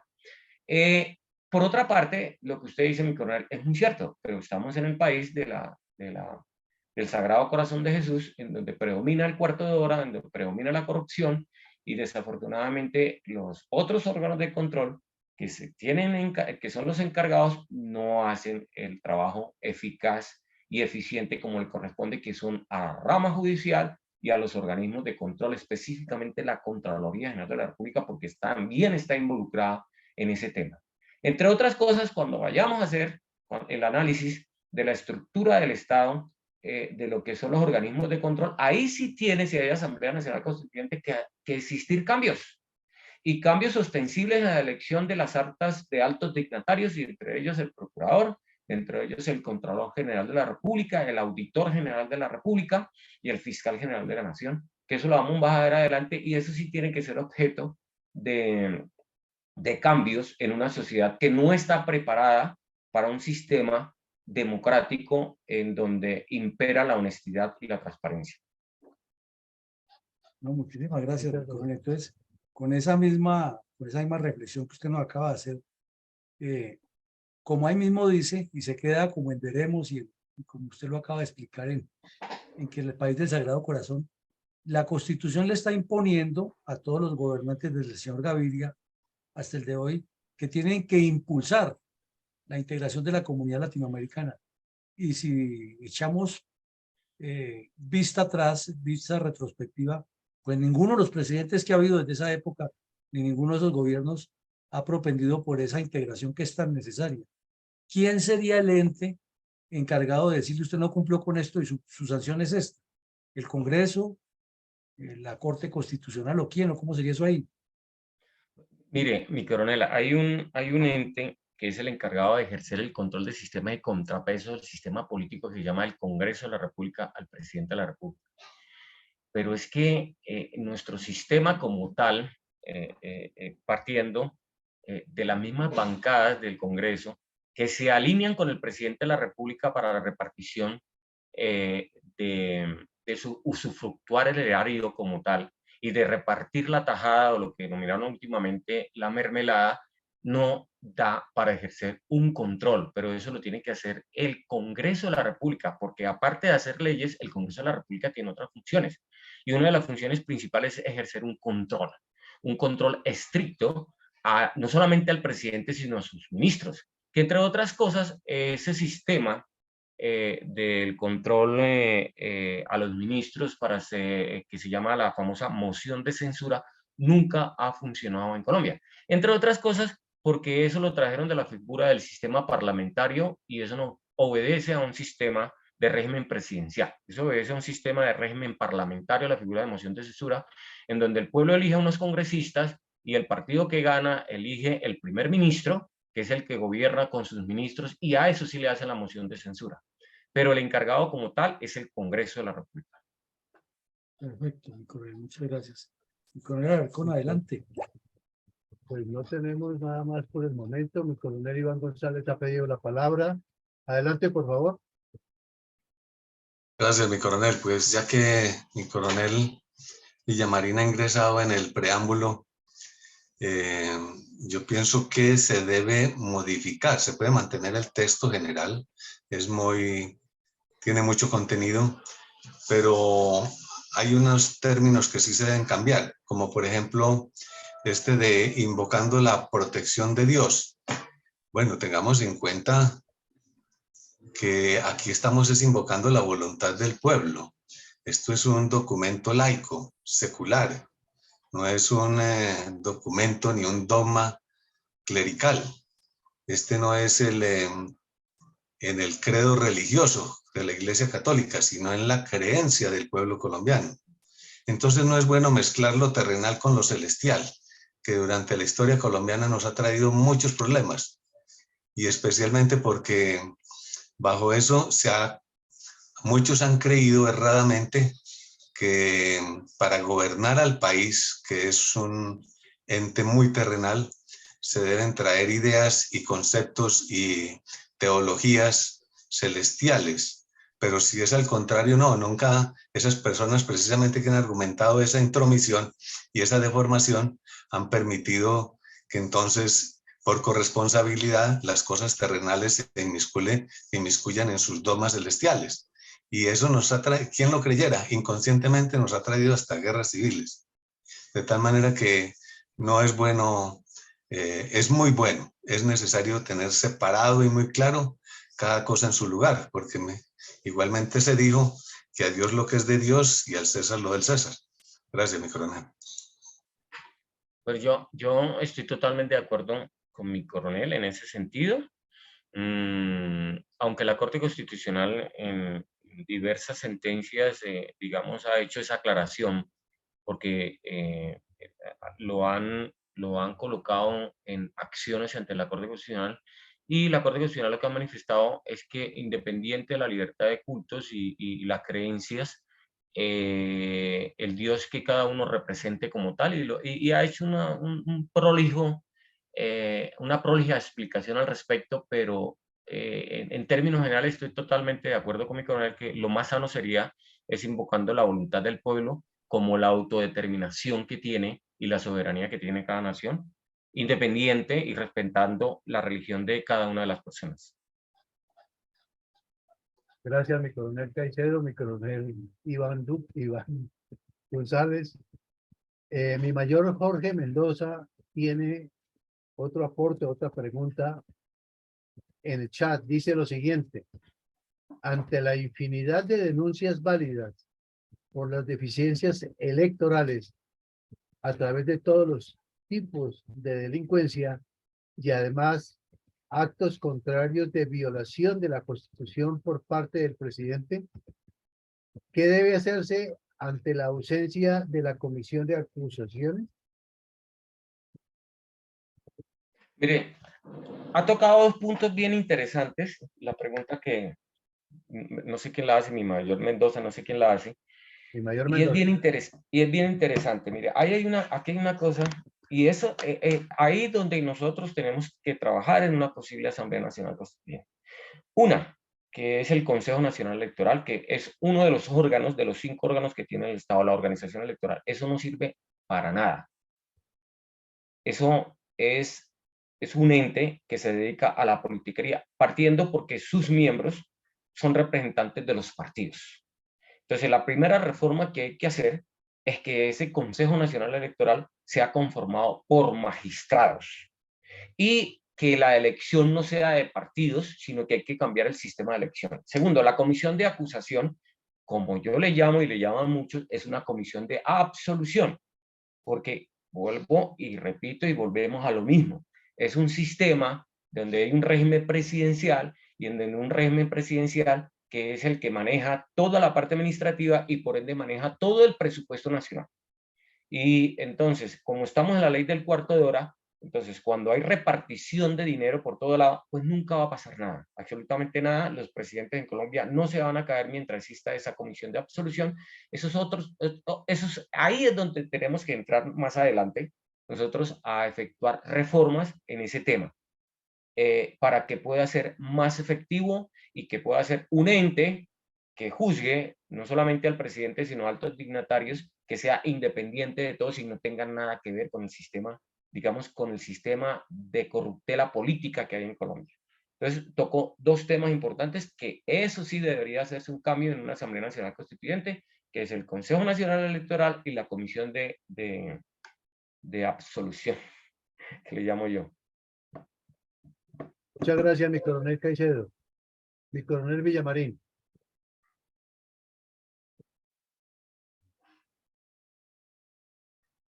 Tiene cerrado el micrófono. Sí, estaba hablando solo. Que le tengo otra pregunta, mi coronel Caicedo. Yo veo como muy subjetivo eso que diga que un orden político, económico, social justo, porque decir que es justo y que es injusto nos parece como muy complejo. Entonces, en el caso de que si el Congreso cumpliera con sus funciones, le fuera a aplicar eso ahí, yo lo vería como lo que pasó en el Perú, cuando dijeron que el presidente tenía, ¿cómo era? Que no era apto para, o que, ¿cómo era que decían? Que estaba enfermo. Sí, como que estaba enfermo, como que no.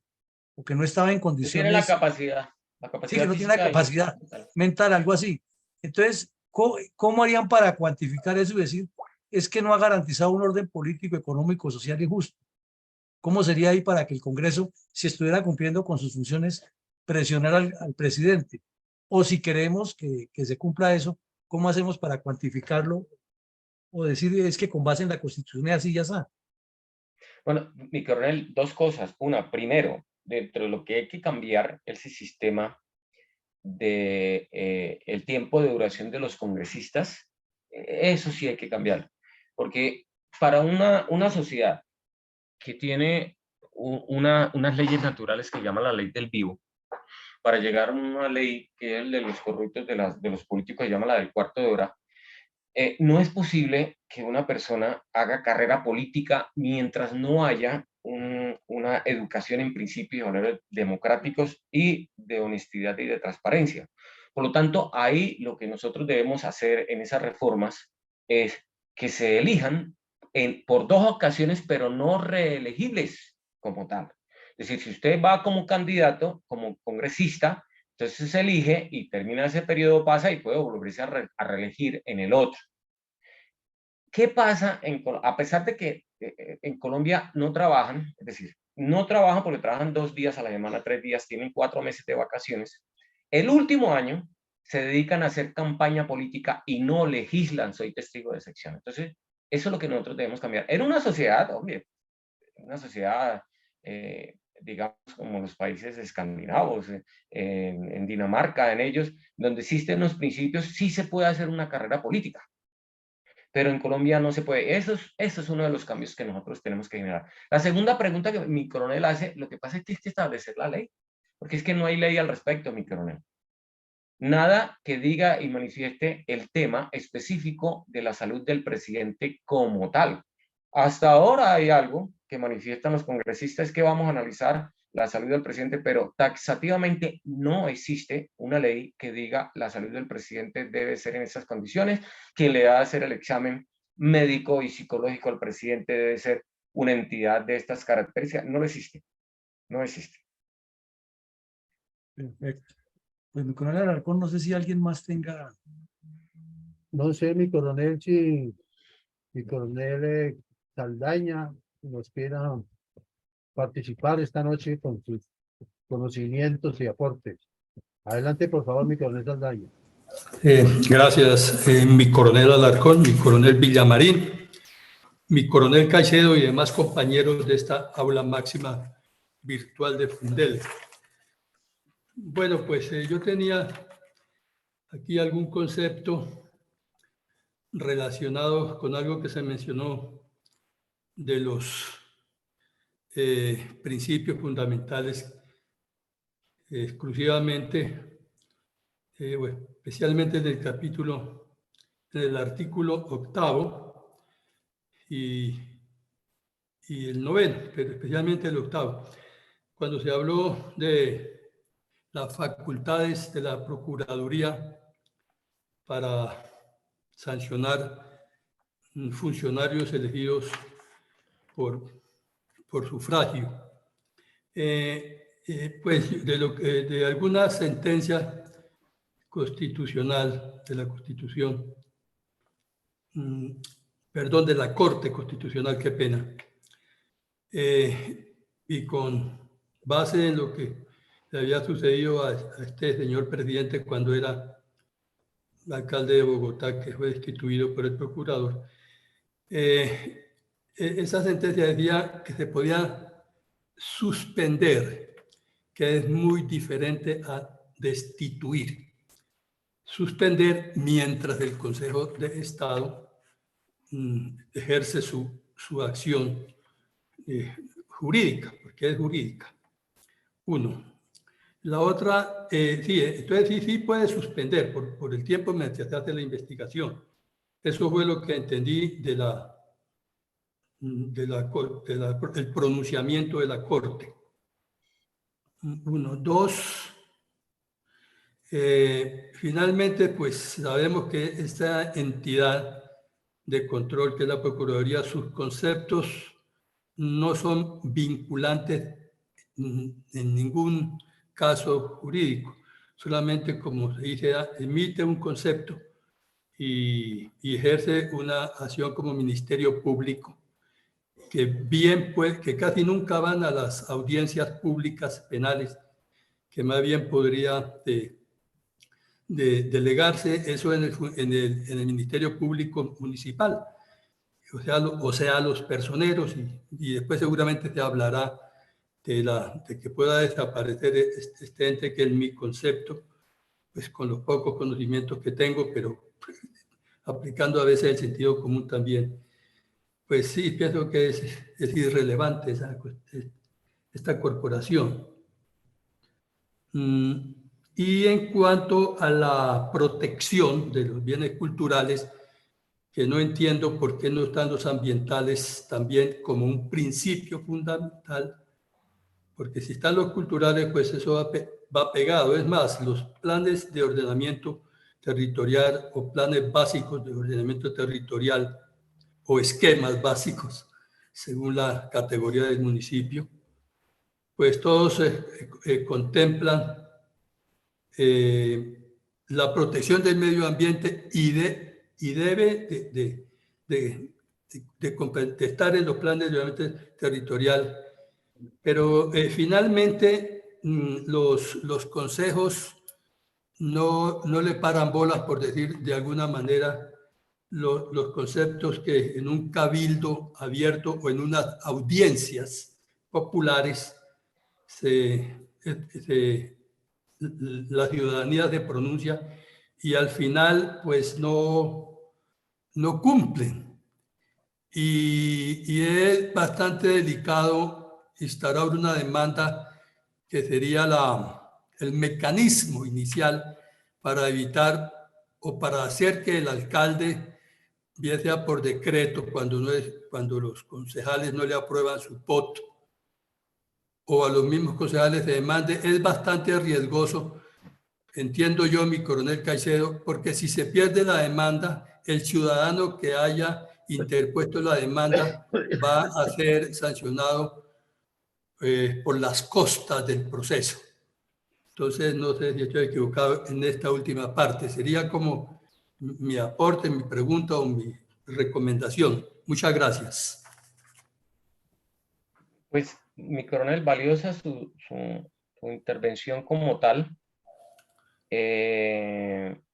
como aporte, digamos, a lo que estamos nosotros analizando, pero digamos que yo creería que con miras a una Asamblea Nacional Constituyente, que es lo que perfila Fundel y mi coronel Villamarín, digamos que estos principios fundamentales como tal, y lo que viene que es parte dogmática, lo entraríamos a analizar como para dar una explicación de lo que es y cómo quedó establecido en los anaqueles de la Asamblea Nacional Constituyente, pero lo grueso de lo de la transformación viene después del artículo 88 de ahí en adelante como tal. Pues, que no sé, creo que mi coronel aportó unas buenas ideas, pero creo que no le entendí su última pregunta como tal, esa no se la pude captar. La repito, mi coronel. Bueno, qué pena, ¿no? Ya. Sí, mi coronel, adelante. Bueno, mire, estaba diciendo mi coronel Caicedo, y de una vez aprovecho para hablar pues cuando se va a proteger las riquezas culturales, pues para eso está el Ministerio de Cultura, que sería la responsabilidad de él. Y en este artículo 8, pues estarían, si se incluyeran ahí, entre los principios del medio ambiente, pues están las corporaciones autónomas regionales, que la regula, sabemos todo, la ley 99-93. Pero bueno, la última inquietud, mi coronel, es que finalmente esa participación de la ciudadanía en la ejecución de los planes de ordenamiento territorial o en la creación, que se crean cada 3 legislaturas, pues por constitución, ¿no? Cada 3 legislaturas, si la participación ciudadana queda burlada, porque finalmente cuando se quiere incluir un plan de ordenamiento territorial o esquema, lo que se llame, no tienen en cuenta la participación ciudadana, queda en teoría. Y el mecanismo la onda? inmediato, el mecanismo inmediato escuchan? es una demanda, pero Sí, si se sí. pierde la demanda, las costas van a cargo del demandante. Finalmente nadie se atreve a demandar. Era como mi participación, mi coronel. Sí, y es que hubo una interrupción ahí que no le entendí una parte de cuando las personas en el plan de ordenamiento territorial demandan como tal, y ahí me perdí porque no escuché nada. Que Pues, ninguno se atreve a demandar, mi coronel, porque las costas corren a costa las costas van para quien pierda la demanda, y es delicado arriesgarse cualquier ciudadano a demandar. Eso era mi coronel.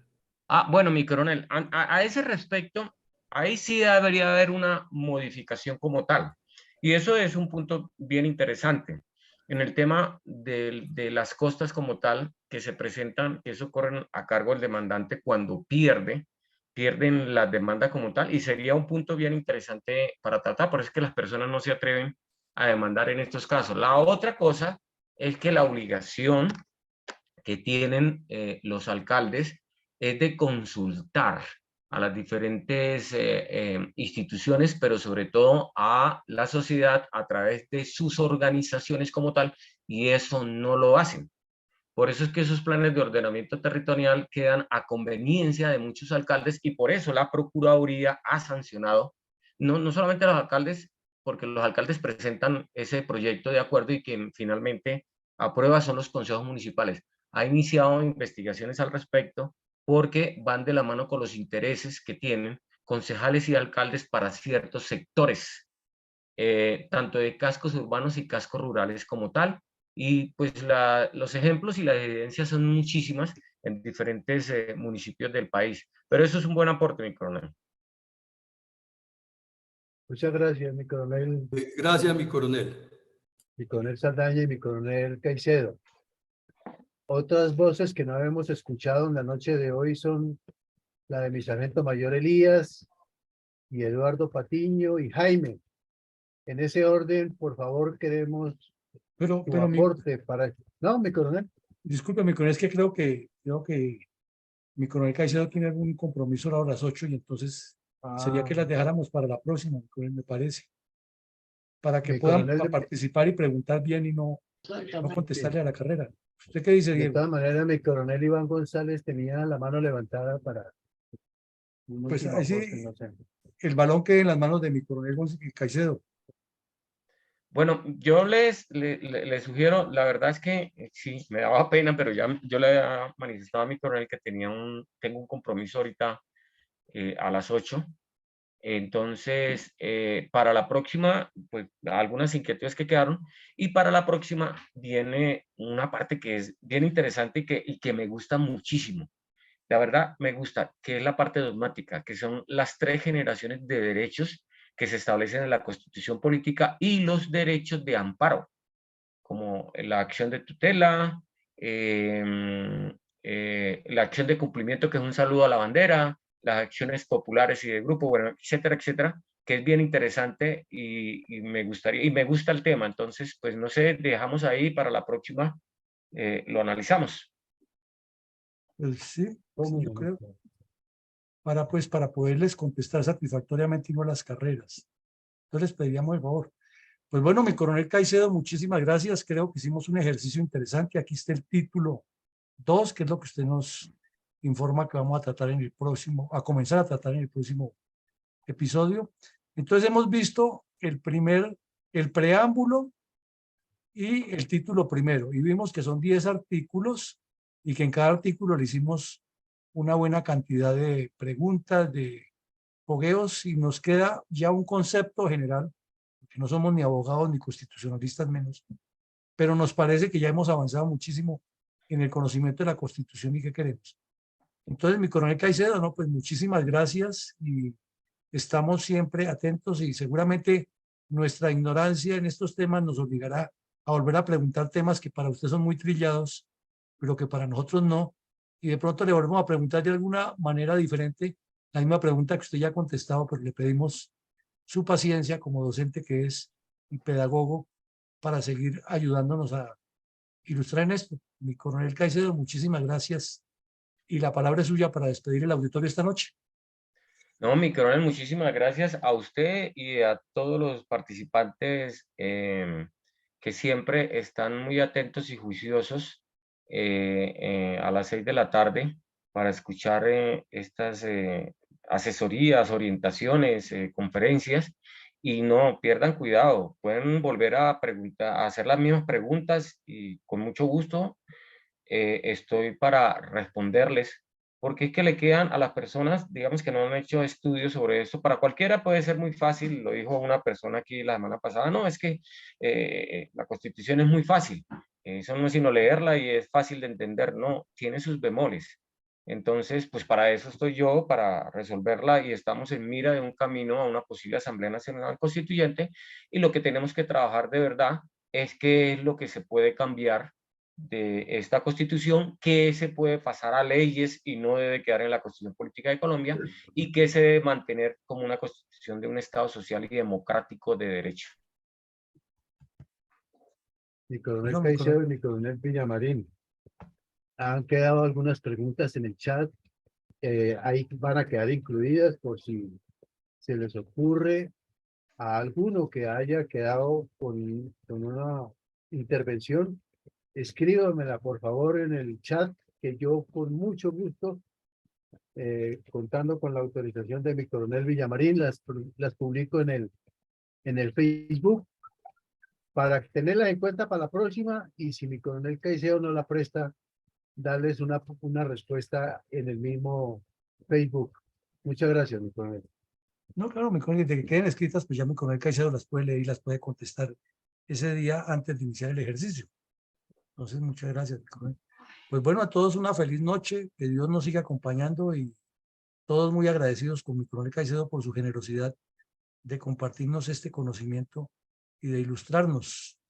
Una feliz noche y que Dios siga acompañando y bendiciendo a Colombia y a toda Latinoamérica. Gracias. Buenas noches para todos. Gracias. Feliz noche para todos. Muchas gracias, muy amable. Feliz noche para todos. Que Buenas descansen. noches, muchas gracias. Buenas noches. Dios y patria, feliz noche. Buenas noches para todos, que tengan una buena